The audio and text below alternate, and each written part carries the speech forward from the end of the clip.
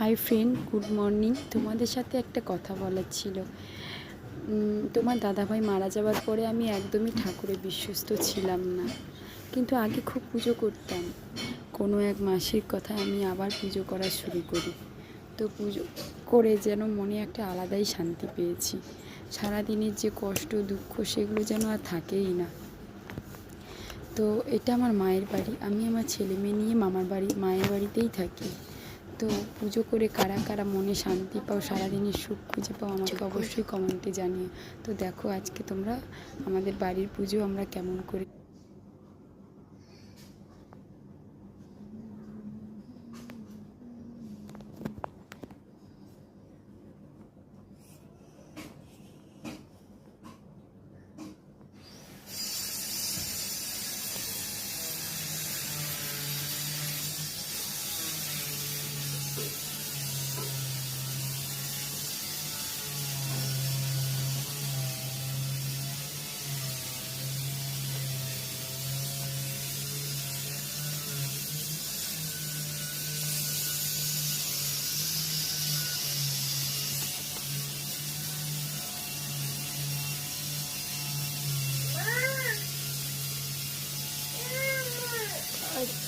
কিছু করছো? নম্বর দিতে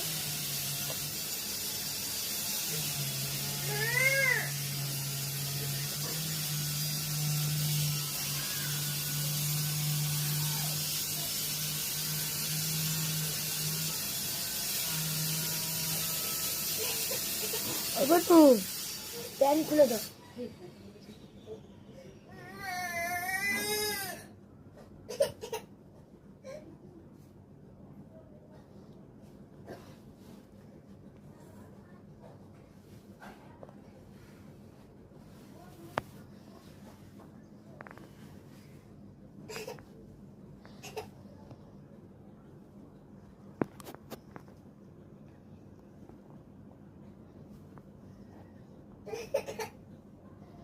দাঁড়াও